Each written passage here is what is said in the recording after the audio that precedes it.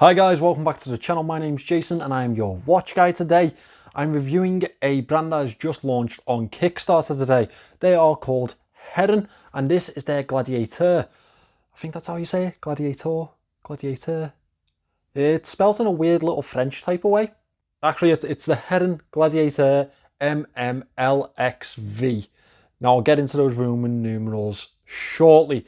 This watch is a dive style piece and it really does for me breach the gap between a fashion watch and, now I know you're going to get a little bit touchy because I said fashion watch, but it also has a Miyota 9039 movement in it. So it really does bridge that gap between the fashion watch type of looks and the micro brand world that we love so much. And I really think that they've hit this midpoint very well by giving you, the consumer, something that is actually worth the money but looks the part at the same time.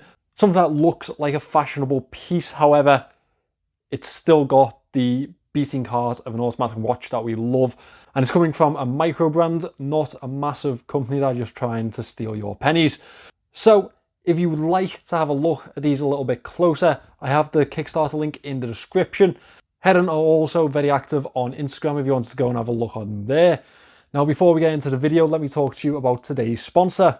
Today's video is sponsored by watchshopping.com, an online store that was established in 2017. They have over 1,000 watches in stock and in hand available to you, and they are from 90 plus different brands. 4,000 plus Chrono24 and Trustpilot review shows how trustworthy watchshopping.com is. They are the one-stop shop for any watch that your heart may desire. If you'd like to take a closer look, they are linked in the description. Thank you to them for sponsoring today's video. So guys, let's turn the camera around and let's have a look at this Heron Gladiator. Now the first thing that must be said about this watch, it's absolutely beautiful, isn't it? I mean, it's just got the aesthetics absolutely spot on. Obviously not a completely out there original design. We do have an almost sub style case on this one. However, it is very much Heron's own design. I wouldn't go as far to say that this is a homage. This is the Heron Gladiateur MMLXV. From what I can tell, this is their first release. It is active now on Kickstarter. It is available in 4 different color options.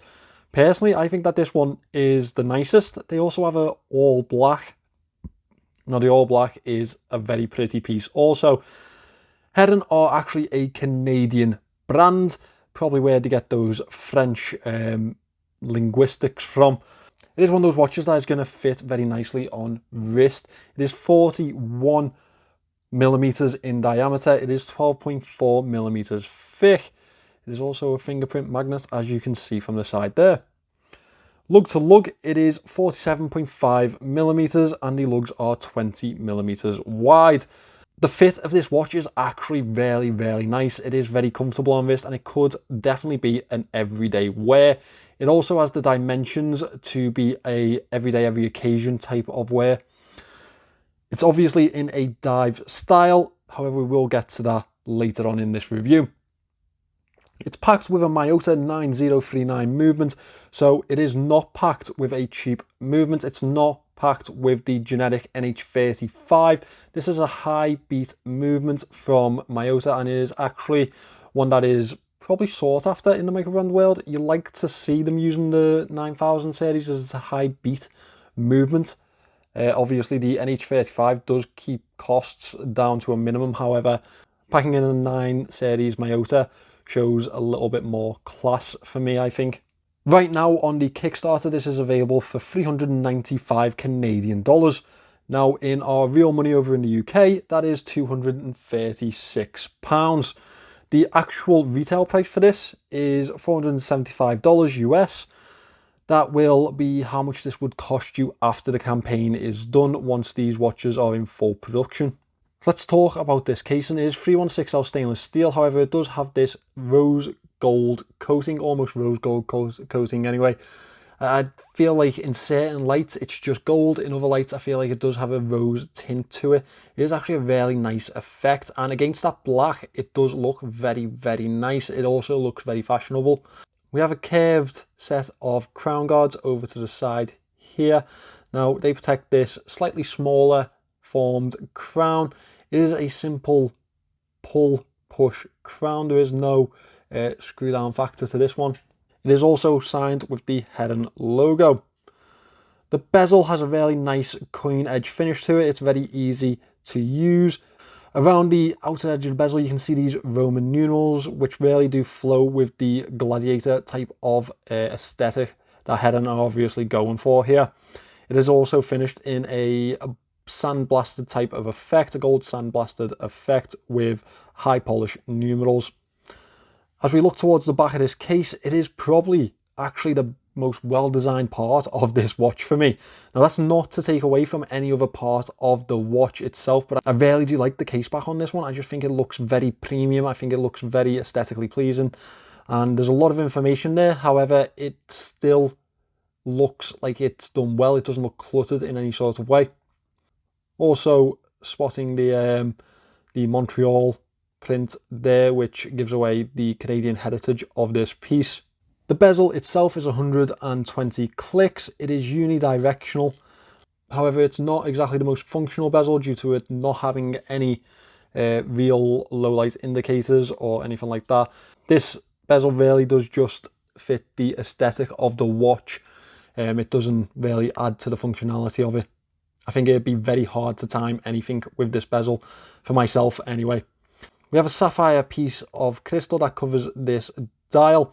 Altogether, this watch is provided with 100 meters of water resistance, and that is why I have dubbed this one a dive style piece. Not only does it not have the functionality in the bezel to be a dive piece, I think that the water resistance is also lacking. However, a dive style piece is what pretty much everyone is after nowadays. I don't think really anyone is going to have a go at them for not having 200 meters of water resistance or not being fully functional. How many times do we actually use our dive watches as a dive watch? Just look at the Seiko 5KX line now. It's 100 meters. It's one of those things. People are much more looking towards the fashion aspect of a watch over the functionality now. As we dive into this dial, it is a very nice satin, almost matte black dial, which accents the gold tones very well. We have applied indices throughout with a triangular indice at the 12 o'clock, batons throughout the rest of the dial. And we have a white printed minute track around the outer edge there. Up to 12 o'clock we have the Heron logo with what I presume is a heron above it. Now, I quite like the simple print of the Heron logo. I think it's very much an uncomplicated yet aesthetically pleasing logo for the dial. Keeps everything very simple. Down here we have automatic printed also above the 6 o'clock. Now the indices have a gold tone around the outer edge, which again accents the case and the bezel very well. As well as that, the handset also has the same gold tone. Now we do have lume on this piece. I will turn out the lights now and get you that lume shot. The lume on this one isn't bad. It's not as long lasting as other pieces would be in this type of category. However, we have mentioned this is a dive style watch. It's not a dive watch. The handset is much brighter than the dial itself. However, there's a lack of evenly spread lume on that minute hand. Don't know if you'll be able to spot that in the camera, but it is very apparent in person. Now again, this isn't a dive watch. However, the dial is pretty much of the same type of standard as maybe a Pagani design, something like that. So I don't know how everyone's going to feel about that. So this is an uncharged Seiko, and obviously Seiko is going to be a better quality. I do hope that Heron do something about this lume in the production. It very well may be that it's just because this is a prototype and not the full production piece. So I'm sure that they'll address that in their release. Carrying on away from the head of this watch, this is a really nice rubber band that they've paired with it. I think I've probably reviewed a band like this previously. I believe Mendax & Co do one very similar, and it is very, very comfortable. We have the fixed place keeper just there. As you can see, the molded edges keeping in place, and the movable one here. We have a almost bronze buckle on this one. The colour match is very nice to see. Right, I'll pop this one on wrist for you, and you can have that wrist shot before we move into our Moan section. You know, I really can't fault the wearability of this piece and the everyday capability of it.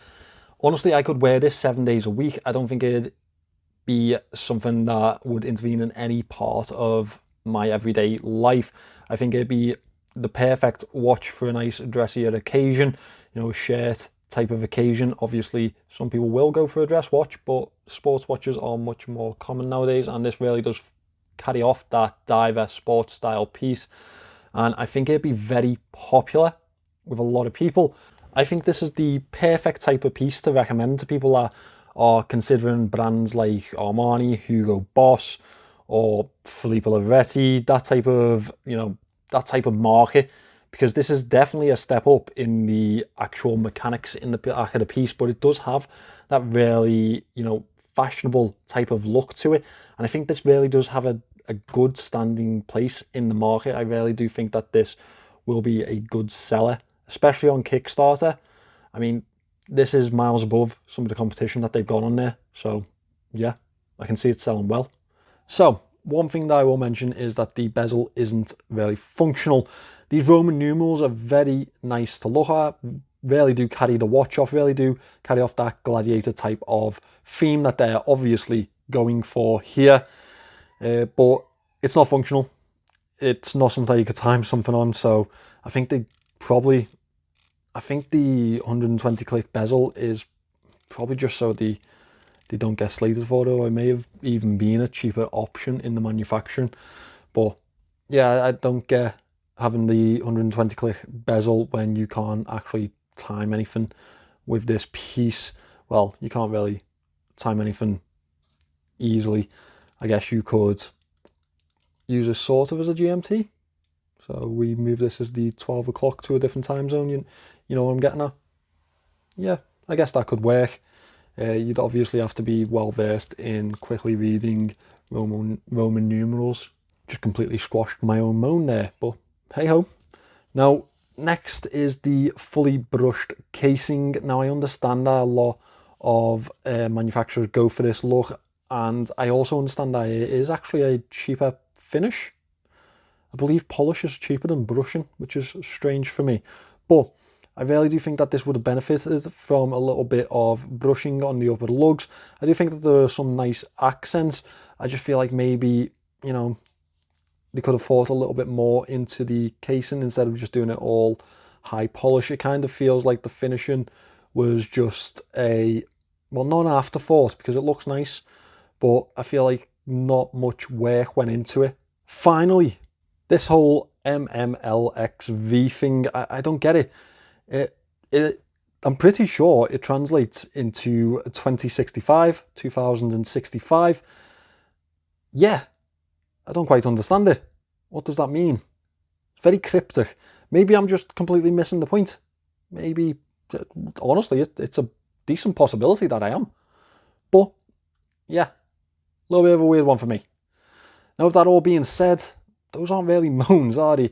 I mean, I don't think any of that would really stop me from buying this piece if it was the one for me. I really do think that it does have a good place in the market. I think that this is the type of thing that we should be encouraging people who are just coming into the watch world to have a look at. I think that these type of micro brands really do have a key part to play in the market at the moment, when we're really trying to guide people away from the whole fashion brand type of watch, the ones with really cheap pound or $1 Chinese movements in the back of them, yet £300 price tags. You know, I think that something like this is the perfect alternative for that type of person who wants something that is quite fashionable. So I really do think that Heron are doing a good job here. So guys, that was my review of the micro brand out of Montreal, Heron. Now, their Gladiateur is a really nice watch. It's very aesthetically pleasing. It looks the part, and it's got a movement that does the job. I mean, the Miyota 9000 series really does bump this up to another level. and I hope people really get onto that, to be honest. Now, I think at the price now, £236, I think that's a really good deal. So if you can, get in on the early bird. Try not to let the prices rise too much, because once it gets up to $475, I think it is at retail, $475 that is. That's it's around what, like 3 something? It gets into that type of territory where you're kind of like, should I just go for a Seiko, or, you know, a higher end Citizen or something like that. So I think that getting this around the £236 mark is a really good deal. And if you're interested in it, go for it now. Thank you to Heron for sending this one in. I do have to send it back, but they've been very kind to send this in because they are really tight for time on this campaign. Hopefully this gets them a couple more eyes on that campaign. Thank you for watching this one, guys. If you're not already subscribed, please consider subscribing to the channel. Button is just there, that red one. That's the good one. Thanks for watching, guys. I'll see you in the next one.